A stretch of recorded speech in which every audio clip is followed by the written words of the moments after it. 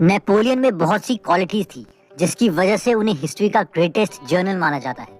लेकिन उनकी जो सबसे बड़ी क्वालिटी थी वो थी उनकी बाउंडलेस एनर्जी। कैंपेन्स के टाइम में वो हर रोज 18 से 20 घंटे तक काम करते थे और अगर जरूरत पड़ती तो वो कई रातें सोते भी नहीं। उन्हें वॉर की हर डिटेल के बारे में पता था। कई बार तो वो मीलों तक घोड़े की सवारी करते और ट्रैवल करके फिर से काम करने लगते। बायोग्राफर्स मानते हैं कि वो कभी भी सेटिस्फाई नहीं होते थे। 1796 में उन्होंने फ्रेंच को इटली से जिताया। जैसे ही ये वॉर खत्म हुई वो अपनी फ्रेंच आर्मी को इजिप्ट के साथ वॉर के लिए ले गए। जब उन्हें लगा कि इजिप्ट के साथ वॉर ठीक नहीं चल रही है और उन्हें उनके तरीके से काम नहीं करने दिया जा रहा, तो वो फटाफट फ्रांस पहुंचे और कॉन्स्पिरेसी करके वहाँ के फर्स्ट काउंसिल बन गए। जैसे ही ये काम खत्म हुआ वो इटली के साथ एक और वॉर पर चले गए और बस एक के बाद एक अगले कैंपेन में वो जाते और वो भी बिना रुके एक लिमिटलेस एनर्जी के साथ। होता ये है कि जब भी हम चलता है एटीट्यूड रखते हैं तो हम बोर हो जाते हैं। नेपोलियन कहते हैं कि हम में एनर्जी की कमी तभी होती है जब हम खुद की कैपेबिलिटी से हल्के चैलेंजेस खुद को देते हैं। अगर हम रिस्क लेते हैं तो हमारी बॉडी और माइंड में इतनी एनर्जी आ जाएगी कि हम वो अचीव कर लेंगे जो हमने कभी सोचा भी नहीं था। इसीलिए never settle down and make risk a constant practice. Next habit जो हमारी लाइफ को खराब कर सकती है वो है no action only thinking. Dale बताते हैं कि 1943 में एक बार वो पूल में कूदने की कोशिश कर रहे थे, लेकिन जिस लकड़ी पर वो खड़े थे वो टूट गई और वो फ्लोर पे आके जोर से गिरे। उन्हें हॉस्पिटल ले जाया गया और डॉक्टर ने उन्हें बताया कि उनके रिब्स टूट गए हैं और एक रिब ने उनकी राइट लंग को पंचर कर दिया है। वो 3 महीने तक हॉस्पिटल में रहे, लेकिन उसके बाद डॉक्टर ने कहा कि अभी तक कुछ इम्प्रूवमेंट्स नहीं है। डेल को बहुत शॉक लगा कि 3 महीने के बाद भी मुझ में कोई इम्प्रूवमेंट्स नहीं है। उन्होंने इस पर काफी देर तक सोचा कि ऐसा इसीलिए है क्योंकि वो पूरे दिन बस लेटे रहते हैं और अपनी बीमारी के बारे में सोचते रहते हैं और इसीलिए शायद उनकी बॉडी रिकवर नहीं कर रही। डेल ने फिर डॉक्टर को बोला कि वो उन्हें 7 वाले वार्ड में शिफ्ट कर दें, जिसका नाम था कंट्री क्लब, जहाँ पर पेशेंट अपनी मर्जी का कोई भी काम कर सकते हैं। डेल को वहाँ शिफ्ट कर दिया गया। उसके बाद डेल ने वहाँ ऑयल पेंटिंग सीखी, साइकोलॉजी के ऊपर बहुत सारी बुक्स पढ़ी, कॉन्ट्रैक्ट ब्रिज गेम खेली। वो इन एक्टिविटीज में इतना ज्यादा बिजी हो गए थे कि उन्हें अपनी बीमारी का कुछ याद ही नहीं रहा। डेल खुश तो तब हुए जब अगले 3 महीने गुजरने के बाद पूरा मेडिकल स्टाफ उन्हें कॉन्ग्रेचुलेट करने आया कि उन्होंने अमेजिंग रिकवरी की है और वो घर जा सकते हैं। तो पॉइंट ये है कि जब हम बैठकर बस अपनी लाइफ के बारे में चिंता करते रहते हैं तो कोई इम्प्रूवमेंट नहीं होती, ना ही डेल की तरह हेल्थ की और ना ही लाइफ में किसी और चीज की।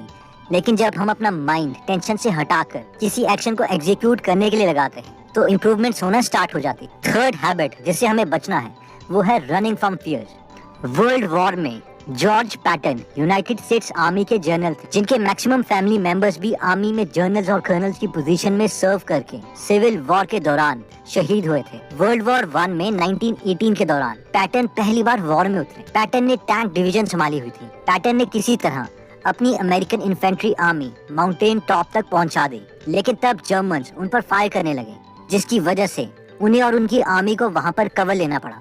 जल्दी पैटन को पता चल गया था कि वो लोग फंस गए हैं। अगर वो पीछे की तरफ जाते हैं तो हिल के साइड से उन पर फायरिंग होगी और अगर वो आगे बढ़ते हैं तो जर्मन्स मशीन गन से उन सबको मार देंगे। पैटन बहुत डर गए, उनकी टांगें कांपने लगी, लेकिन फिर उन्हें अपने फैमिली में उन सब की याद आई जो आर्मी में शहीद हुए थे। पैटन को लगा मानो वो सब पैटन को शहीद होने के लिए बुला रहे हैं। जॉर्ज पैटन को लगा कि अगर मरना ही है तो मैं पीछे हट कर नहीं बल्कि आगे बढ़कर मरूंगा। पैटन अपनी आर्मी को ऑर्डर देने के लिए जैसे ही खड़े हुए उनकी टांग में गोली लगी और वो गिर गए, पर किसी तरह वो सब वहां से निकल गए। उसके बाद से इवन जब वो जर्नल भी बन गए उन्होंने एक आदत बना ली थी कि जब भी किसी वॉर की रिपोर्टिंग लेनी होगी तो वो फ्रंट लाइंस में जाके खुद रिपोर्टिंग लेंगे ताकि वो बार बार अपने डर पर काबू कर सके। इस स्टोरी से हमें 2 सीख मिलती है। पहला, डर से छुपने से बेटर है कि हम डर का सामना करें, क्योंकि डर की वजह से हम फ्रीज हो जाते हैं और कोई भी एक्शन नहीं ले पाते। दूसरी सीख हमें ये मिलती है कि जब हम डर जाते हैं और अपना प्रेजेंस ऑफ माइंड छोड़ देते हैं तो हम सिर्फ खुद की ही नहीं बल्कि अपनी फैमिली, अपने ग्रुप, अपने फ्रेंड्स की नजरों में भी गिर जाते हैं। अगर हम लीडर हैं तो हमें बहुत से लोग देख रहे हैं, इसलिए हमें अपना कंपोजर रख के ही डिसीजन लेने चाहिए। नेक्स्ट हैबिट जिससे हमें बचना है वो है वरिंग टू मच। जोसेफ अपनी स्टोरी बताते हैं कि जब मैं छोटा था तब से ही मैं हर चीज के बारे में परेशान रहता था। कई चीजें जिनसे मैं परेशान रहता था वो रियल भी नहीं थी। कई बार तो मैं इस चीज से परेशान हो जाता था कि कहीं मैं कुछ ऐसी चीजें तो नहीं मिस कर रहा जिसके लिए मुझे परेशान होना चाहिए। काफी सालों तक ऐसा ही चलता रहा, लेकिन एक बार मैं अपने दोस्तों के साथ ट्रेन स्टेशन पर था क्योंकि हमें कहीं जाना था। हमारी ट्रेन आने में कुछ टाइम था, इसलिए मैं एक दूसरे ट्रेन के सामने खड़ा हो गया जो चलने ही वाली थी। मैं उसका इंजन देखने लगा। तभी उस ट्रेन में से एक आदमी उतरा और चिल्लाया, सब ट्रेन में चढ़ गए हैं। उसने थोड़ी देर देखा और जैसे ही ग्रीन लाइट्स हुई उसके बाद ट्रेन स्टार्ट हो गई और अपनी 2500 किलोमीटर की जर्नी स्टार्ट की। जोसेफ कहते हैं कि पता नहीं क्यों मुझसे ये लाइन कुछ कनेक्ट हो गई। मैं उस ट्रेन और उस आदमी के बारे में सोचता रहा कि वो 2500 किलोमीटर की जर्नी तय करने वाले हैं और उन्हें इसकी फिक्र नहीं है कि क्या पता रास्ते में एक्सीडेंट हो जाए, कुछ डिले हो जाए, ट्रेन में खराबी हो जाए। वो बस चल दिए और मैं लाइफ में बस ये सोच के टेंशन लेता रहा कि आगे क्या होगा, और हर वक्त ये सोचता रहता है कि जब लाइफ में सारी लाइट्स ग्रीन होंगी मैं तभी आगे बढ़ूंगा। लेकिन इस ट्रेन के एग्जाम्पल से अब मैंने टेंशन लेना छोड़ दिया है। जब सिग्नल मिल जाए तो चल पड़ो, जब प्रॉब्लम आ जाए उसे तभी हैंडल करो। फिफ्थ हैबिट जिससे हमें बचना है वो है बीइंग इनसिक्योर। यार अगर ये ड्रेस पहन ली तो लोग क्या सोचेंगे? अगर सस्ता सेलफोन लेके पार्टी में चला गया तो सब मुझे गरीब समझेंगे। अगर मैंने आंटी को बता दिया कि मेरी जॉब नहीं लगी तो वो क्या सोचेंगी? हम में से हर कोई बहुत इनसिक्योर होता है। हमें लगता है कि बस हर इंसान सारे काम छोड़ के हमारे बारे में ही सोच रहा है, जबकि दूसरे इंसान को भी यही लग रहा होता है। जेफ बेजोस बोलते हैं कि अगर तुम्हें ऐसे कभी भी फीलिंग आती है और ऐसा लगता है कि सोशल प्रेशर बहुत ज्यादा हो गया है तो एक बार घर से बाहर निकलो और एक बहुत ही क्राउडेड जगह में जाओ और उस भीड़ को आराम से देखने लग जाओ। उनमें से एक आदमी भी तुम्हारे बारे में नहीं सोच रहा होगा। किसी माँ को अपने बच्चे की चिंता होगी, किसी को अपनी जॉब की, किसी को अपने स्कूल असाइनमेंट्स की। इसीलिए हमें अपने काम के बारे में सोचना चाहिए ताकि औरों के बारे में सोचकर अपने डिसीजन चेंज करने चाहिए।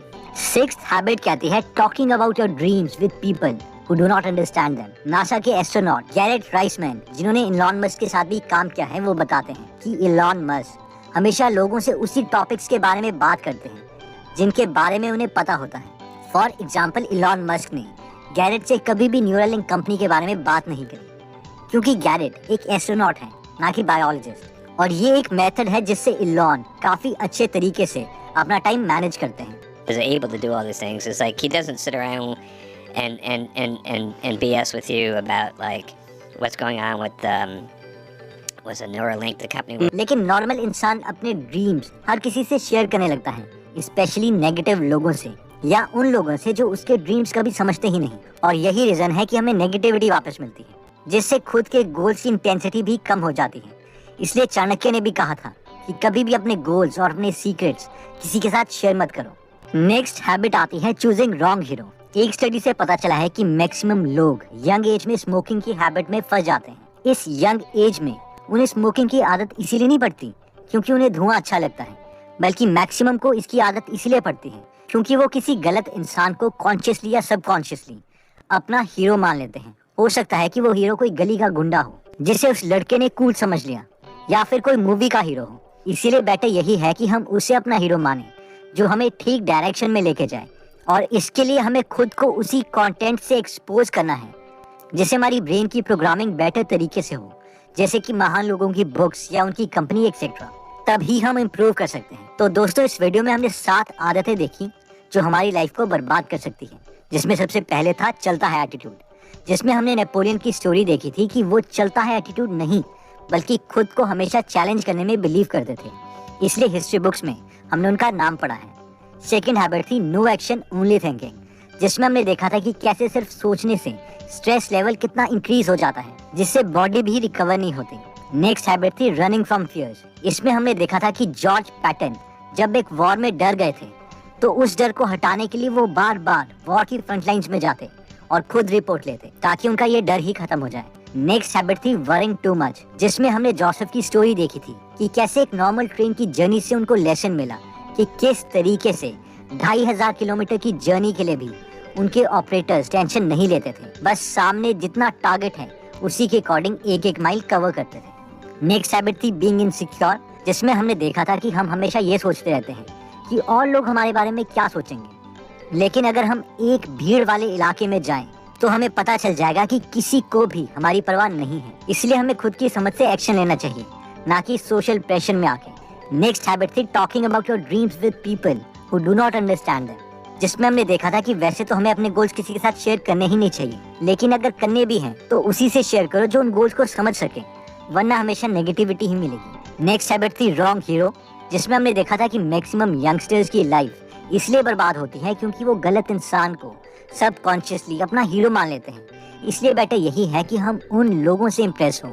उन लोगों को अपना हीरो माने जो इंटेलेक्चुअल हो और सोसाइटी के लिए कंट्रीब्यूट कर रहे हो। दोस्तों, अगर आप अच्छी हैबिट्स खुद में लाना चाहते हैं तो मेरे ओपिनियन में सबसे बेस्ट हैबिट है बुक्स। ऐसे लोगों के द्वारा लिखी गई बुक्स जिन्होंने एक ही स्किल में 10 से 20 साल गुजारे हों। इससे अच्छा क्या हो सकता है कि ऐसे लोग हमें अपना एक्सपीरियंस सिखा रहे हैं। अगर आप हिंदी में फ्री में बुक समरी सुनना या पढ़ना चाहते हैं तो आप गीगल एप्लीकेशन डाउनलोड कर सकते हैं, जहां पर 130 से ज्यादा बुक समरीज फ्री में अवेलेबल हैं। अगर आप इस एप्लीकेशन में इंटरेस्टेड हैं तो उसका लिंक हम डिस्क्रिप्शन में दे देंगे। दोस्तों, अगर आपको लगता है कि ये वीडियो आपके किसी फ्रेंड या फैमिली मेंबर के काम आ सकती है तो आप इस वीडियो को उनके साथ जरूर शेयर करें ताकि उनकी लाइफ भी इंप्रूव हो। एनीवेज दोस्तों, अगर आप ऐसी नॉलेजेबल वीडियोस मिस नहीं करना चाहते तो सब्सक्राइब करने के बाद बेल का बटन दबाना मत भूलिएगा। आप कमेंट करके ये भी बता सकते हैं कि आप नेक्स्ट वीडियो किस टॉपिक पर चाहते हैं। जल्द ही हम आपसे दोबारा मिलेंगे। जय हिंद।